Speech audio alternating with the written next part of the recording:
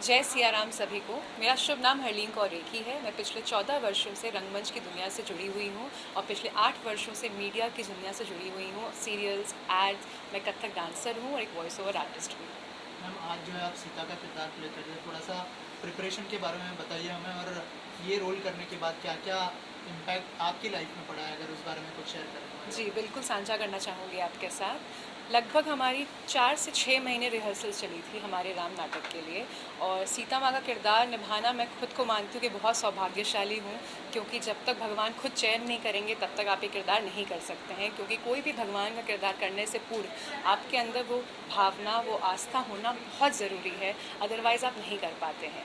जहाँ तक रही प्रिपरेशन की बात, प्रिपरेशंस ऐसी थी हमारी कि जैसे हम जानते हैं कि अगर हम राम जी को मर्यादा पुरुषोत्तम कहते हैं तो सीता जी मर्यादा में रहने वाली नारी थी और सबके मनों में सदैव रहेंगी।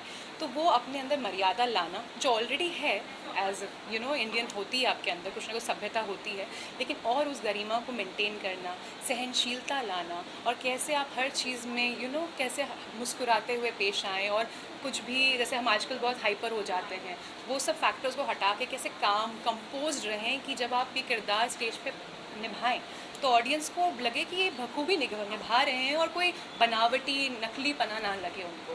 सो ये काफ़ी समय ज़रूर लगा रिहर्सल्स में इसको समझने में, इनकी जो डेप्थ है, जो इनकी मैं कहूँगी निटी ग्रिटी होती है हर एक कैरेक्टर की, वो समझने में काफ़ी समय लगा, लेकिन जब समझा तो काफ़ी मज़ा आया निभाने में और ऑडियंस का भी टचवुड भरपूर प्यार मिला। और सर सबसे पहले जो है आप रावण का किरदार निभा रहे हैं। रावण एक विद्वान था, और बचपन से आपने इंटरव्यूज़ में भी कहा है कि बचपन से आपकी इच्छा थी कि आप रावण का किरदार निभाएं।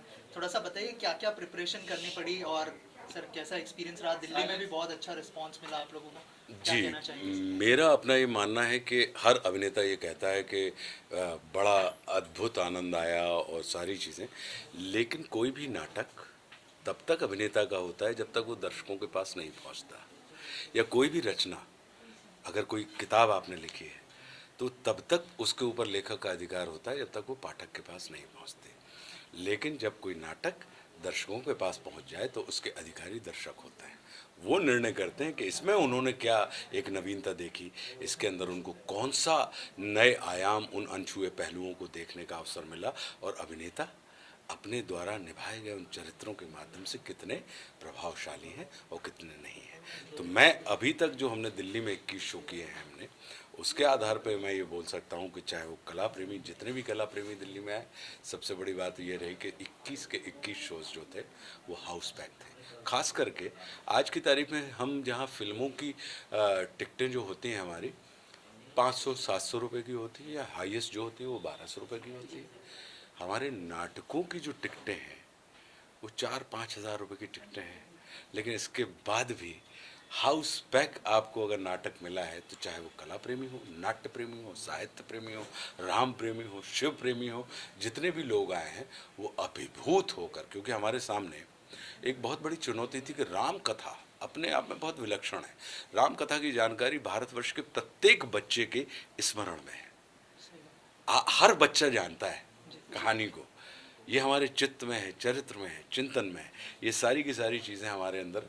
तो इतनी विलक्षण, इतनी वृहद कथा को आप 3 घंटे में कौन से पक्ष को रखेंगे, कौन से पक्ष को नहीं रखेंगे, आप किस बात को। लेकिन उसमें से जो अर्क निकाल के हमने वहाँ पे उन तमाम चीज़ों को रखा हुआ है, और हमको जो प्रतिसाद मिला वो ये मिला कि लोग अभिभूत थे, अनिर्वचनीय आनंद से, अवर्णनीय अनहद आनंद से भरे हुए थे। और जब आपको दर्शकों का लाइव प्रतिसाद, कि वो प्रत्येक श्वास के साथ जुड़े हुए थे। थिएटर का अपना यही सुख होता है कि ये एक कैश सौदे के जैसा है, कि जैसे आप कैश काउंटर पे जाके कोई चीज़ खरीदते हैं तो तुरंत पैसा दिया और तुरंत वो चीज़ आपको मिली। और एक होता है क्रेडिट वाला सौदा, कि आपने क्रेडिट में जा रहा है तो आपको पता नहीं लगता कि मेरे बैंक से निकला आपके बैंक में पहुंच गया, जी। कहने का अर्थ है। तो ये जो जो तुरंत प्रतिसाद मिलता है, कि जहाँ पे दर्शक आपकी प्रत्येक श्वास के साथ जुड़ा हुआ है, प्रत्येक मूवमेंट, प्रत्येक संवाद को वो कहीं ना कहीं सुन रहा है, समझ रहा है, सराह रहा है, तो अपने आप में वो बड़े सुख की, आनंद की सृष्टि करता है। और हम ये कह सकते हैं कि लोग, क्योंकि राम की कथा तो ऐसी कि आप इसको 3 घंटे नहीं 300 घंटे भी सुनाएं तो आशुतोष जी, लोग बड़े आनंदित हो जाते हैं, अभिभूत हो जाते हैं। सवाल यही है कि रावण का जो किरदार है वो भारत में जिस तरीके से आज तक दिखाया गया है, एक निगेटिव शेड में दिखाया है। जब भी आज अब चुनाव चल रहे हैं, चुनाव में भी जब किसी को कलंकित करना हो तो रावण की जी। उपमा दी जाती है। ऐसे में आपको क्यों लगा कि रावण का दृष्टिकोण बताने वाली रामायण जो है वो हमें बतानी है? हमारे राम नाम भले ही ऐसा हो, लेकिन रावण का जो पक्ष है वो दिखाने की कोशिश इस माध्यम से कैसे? रावण विद्वान थे, जी। रावण शिव भक्त थे, तो शिव भक्त होने के बाद भी, विद्वान होने के बाद भी, ज्ञान विज्ञान ध्यान धारणा समाधि को तपस्या करने के बाद, सिद्ध होने के बाद भी वो कौन सी चीज रही कि जिसने एक व्यक्ति को, जिसके अंदर सारी हीरोइज्म था, नायकत्व की विशेषताएं थी, उसने उनको प्रतिनायक बना दिया। और क्या वजह रही कि निराकार की बिरादरी से परमात्मा को राम के रूप में साकार होकर उनके निदान के लिए इस जगत में आना पड़ा। तो निश्चित रूप से कहीं ना कहीं हम जिस पक्ष को देख रहे हैं रावण को, वो एक ऐसा पक्ष है कि जैसे जब हम किसी चंद्रमा को देखते हैं पूर्णिमा में, तो हम क्या कहते हैं? फुल मून कहते हैं। लेकिन क्या वो फुल मून है? वो गेंद के जैसा है चंद्रमा, और जितना हमको दिख रहा है वो इतना हिस्सा दिख रहा है। मतलब 25% को हम देख के कह देते हैं कि पूर्ण, आज तो चंद्रमा, पूरा चंद्रमा हमने देखा, 75% हमको दिखाई नहीं दिया। तो कहने का अर्थ ये है कि आइसबर्ग के जैसा मामला है। तो हम इसमें ये मान के ही चल रहे हैं कि अगर कोई बड़ा व्यक्ति कौन होता है? जिसके संपर्क में आपको जिसके संपर्क में आके आपको बड़ेपन का एहसास हो। यदि किसी व्यक्ति से मिलकर आपको छोटेपन का एहसास हो रहा है, तो वो व्यक्ति हो सकता है पैसे वाला हो, लेकिन वो बड़ा नहीं माना जाएगा। बड़े व्यक्ति की विशेषता होती है कि वो अपने संपर्क में आने वाले किसी को भी बड़ेपन के एहसास से भर देता है। ऐसे ही परमात्मा की भी विशेषता होती है कि वो अपने संपर्क में आने वाले किसी भी व्यक्ति को दैवीय आभा से भरते हैं और दैवीयता से, दैविक तत्वों से वो अभिभूत करते हैं या प्रकाशित करते हैं। तो अगर मर्यादा पुरुषोत्तम श्री राम के संपर्क में अगर कोई शिव भक्त जिसने शिव को साधा हो, दोनों ही परमात्मा श्री राम भी शिव के उपासक थे और रावण भी शिव के उपासक थे, दोनों ही शक्ति के उपासक थे। रावण के पास बोले 1 लाख पूत 1.25 लाख नाती वाली थी, और एक तरफ उन्होंने कहा कि संसार की सबसे सुप्रशिक्षित शक्तिशाली सेना का अधिपति बोले रावण, और दूसरी तरफ बोले कि उपेक्षित वनवासियों की और वन में रहने वाले वानरों और भालुओं की सेना के साथ, अप्रशिक्षित सेना के साथ वो 100 योजन समुद्र को पार करने जाते हैं, और उस कॉम्बैट में, उस बैटल में सबसे शक्तिशाली सेना को अप्रशिक्षित सेना अगर हरा देती है, तो मतलब इसके अंदर जो दैवीयता है, तो दोनों ही शिव के उपासक हैं, दोनों ही शक्ति के उपासक हैं। लेकिन क्या वजह रही? रावण की भक्ति में कामना थी और राम की भक्ति में भावना थी। तो जब आप कामना से पूरित होकर शिव को पूजते हैं, तो शिव आपको वो देते हैं जो आपको चाहिए। लेकिन जब आप भावना से पूरित होकर शिव को पूजते हैं, तो शिव आपको वो देते हैं जो शिव को चाहिए। तो इसलिए राम के अंदर तो वो रामेश्वरम हो गए, लेकिन रावण को क्या मिला? राम के संपर्क में आके कि तुमको अमर होना था ना। तो भाई लौकिक तरीके से तो नहीं हो सकते, लेकिन वैचारिक रूप से तो अब तक, जब तक जगत है, तब तक परमात्मा श्री राम के कथा कृतित्व, उनका चिंतन मनन नाम स्मरण ये जगत में मौजूद रहेगा। और जब तक राम है, तब तक रावण का वो अस्तित्व। तो एक हिसाब से देवादिदेव महादेव ने सृष्टि के उस संविधान को तोड़े बिना, कि जिसमें अमर होने का वरदान नहीं है, तोड़े बिना अपने भक्त की उस कामना को, मनोकामना को पूरित कर दिया कि जाओ तुम संसार के श्रेष्ठतम एक ऐसी उनसे मिलके आओ जिनको मैं भी पूछता हूँ, जो मेरे परमात्मा है, उनसे मैं तुमको जोड़ देता हूँ। मैं नहीं दे पाऊंगा तुमको अमरता, लेकिन वो तुमको दे देंगे। तो उन्होंने अपनी कहानी में, आज की तारीख में, आप परमात्मा श्री राम को भले ही महीने में 1 अगरबत्ती लगाएं, लेकिन प्रतिवर्ष आप रावण को फूंकते जरूर हैं, उनको आप स्मरण रखते हैं। तो मेरा अपना ये मानना है कि अगर आप आके देखेंगे, तो आपको अद्भुत अनहद आनंद से हमारे राम ये जो हमारी रचना है आपको भरेगी एक प्रेक्षक के तौर पर। सर अभी तो जो है थिएटर माध्यम को एंजॉय कर रहे हैं आप, लेकिन आप फिल्म माध्यम भी करते हैं, थिएटर माध्यम भी करते हैं, आप कौन से माध्यम को सबसे ज़्यादा एंजॉय करते हैं? मैंने सिनेमा भी किया है, मैंने टीवी भी किया है, मैं ओटीटी भी किया है और मैं थिएटर भी कर रहा हूँ, थिएटर किया भी है। मैं नेशनल स्कूल ऑफ ड्रामा से पास आउट हूँ। जी जी। मैं ये सब मेरे लिए माध्यम हैं। किसके? एक अभिनेता के कला के परिष्कार और प्रसार के लिए। सिनेमा जब आप करते हैं तो बर्लिन का आदमी भी उसी समय में देख लेता है और बरेली का आदमी भी उसी समय में देख लेता है, कनाडा का आदमी भी देख लेता है और करेली का आदमी भी उसी समय में देख लेता है।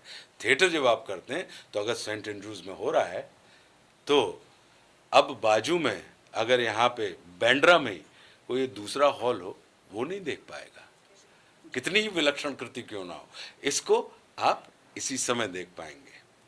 तो कहने का अर्थ ये है कि ये सारे के सारे माध्यम हैं और आपको सारे माध्यमों के ऊपर अभिनय तो सच्चा ही करना पड़ेगा। ये बहुत बड़ी बात है, कितना फॉर्चुनेट मानते हैं, कितना लकी मानते हैं सर खुद को, और ये प्ले लिखने का भी मौका मिला है सर, कितनी रिस्पॉन्सिबिलिटी बढ़ गई as a actor, as a writer? जय जय सिया राम। सबसे पहले तो मैं ये आप लोगों को बताना चाहता हूँ, आपके माध्यम से दर्शकों को बताना चाहता हूँ कि प्रभु की भूमिका निभाने का सौभाग्य उसी को मिलता है जिसका चयन स्वयं प्रभु करते हैं। और मुझे ऐसा लगता है 5 वर्ष पहले अयोध्या जी की रामायण में प्रभु ने मेरा चयन किया था इस कैरेक्टर के लिए, और 6 महीने के करीब मुझे लग गए थे इस कैरेक्टर में घुसते हुए, और तब से लेकर आज तक मैं इस कैरेक्टर से निकल ही नहीं पाया। पिछले 5 वर्षों से मैं वो भूमिका निभा रहा हूँ जो दूरदर्शन पे लाइव दिखाई जाती है, अयोध्या की रामायण, और पिछले वर्ष उसको 35 करोड़ लोगों ने देखा। और उसके बाद मेरे दिमाग में आया कि हम एक नाटकीय रूपांतर इसका बनाएं, एक इसका नाटक बना के पेश करें जो एक प्रॉपर नैरेटिव से चले, जो एज ओल्ड रामलीला हम लोग देख रहे हैं उससे हट के कुछ बनाएं, कुछ ऐसे सीन्स दिखाएं जो कभी किसी ने देखे ना हो, सुने ना हो, लेकिन इतिहास में वो सीन्स हैं। तुलसीदास जी की रामायण में, वाल्मीकि जी की रामायण में, अद्भुत रामायण में, जितनी भी रामायण है उनमें कहीं ना कहीं वो सीन्स आपको मिलेंगे जितने सीन्स हमने दिखाए हैं। और मैं ये दावे के साथ कह सकता हूँ कि आप जितने मर्जी इंटेलेक्ट हो, जितने मर्जी कुछ हो, 99% लोगों ने वो सीन्स नहीं देखे होंगे या नहीं पता होंगे जो हम लोग इस प्ले के माध्यम से इस मंच पे उतारने की कोशिश कर रहे हैं। 21 शोज़ इसके दिल्ली में हुए, 21 के 21 हाउसफुल गए। अभी हमने 10 शोज़ और अनाउंस कर दिए हैं और 10 के 10 शोज़ में अभी 50-60% भर गए हैं। ये सिर्फ वर्ड ऑफ माउथ से चल रहा है क्योंकि इसकी प्रोडक्शन बहुत भव्य है, इसका कॉस्ट्यूम, इसकी डिज़ाइन, इसकी जो डायलॉग डिलीवरी है, इसकी जो राइटिंग है, इसके जो एक्टर्स हैं। सबसे बड़ी बात इसमें आशुतोष राणा जी ने हमें अपना आशीर्वाद दिया। इतने बड़े कलाकार इतने भव्य मंच पे वो काम करते हैं, इतने 7 से 8 फिल्में इस समय उनकी पैरेलल चल रही हैं, चाहे वो शाहरुख खान साहब के साथ हो, चाहे किसी के भी साथ हो, उन्होंने मेन स्ट्रीम कभी छोड़ी नहीं। अमूमन क्या होता है कि जो लोग भी थिएटर करते हैं वो कहीं ना कहीं मूवीज़ उनके या तो ख़त्म हो चुकी होती हैं या कम हो गई होती हैं, तब वो थिएटर की तरफ रुझाव अपना दिखाते हैं। लेकिन आशुतोष सर ने बचपन से ही सोचा हुआ था या कितने वर्ष पहले से ही सोचा हुआ था कि मैं रावण की भूमिका निभाऊंगा, और वो मेन स्ट्रीम सिनेमा करने के बावजूद भी उन्होंने हमें अपना आशीर्वाद प्रदान किया और वो खूबी निभाया। उन्होंने इतना प्यारा वो सीन निभाया, और वो एज ओल्ड रावण नहीं है, वो एक विद्वान रावण के रूप में हमारे राम प्ले में आपको नजर आएंगे। वो जो हा हा हा हा करने वाला जो एक रावण होता है जिसको हम लोग बचपन से देखते आए हैं, और हर एक्टर ने, कोई भी एक्टर हो जिसने भी रावण की भूमिका निभाई है, उसने उसी टाइप का रावण किया जो एक प्रोटोटाइप रावण हम लोग बचपन से देखते आए हैं। लेकिन इन्होंने जो रावण को एक नया जो दृष्टिकोण दिया, एक नया जो रूपांतर दिया, वो ऑडियंस को बहुत पसंद आ रहा है। और दिल ओके सर, लक्ष्मण की भूमिका निभाना कितना इजी, डिफिकल्ट, चैलेंजिंग रहा आपके लिए, और क्या क्या तैयारियां करनी पड़ी? ईजी और डिफ़िकल्ट एक तरीके से दोनों रहा था, क्योंकि हम जैसे रामानंद सागर जी की जो रामायण देखा है तो एक दिमाग में इमेज बन जाती है हमारे, तो वो पात्र आप एक दिमाग में कहीं ना कहीं बैठा होता है, तो एक माइंड में चीज़ थी कि हाँ कैरेक्टर ऐसा है।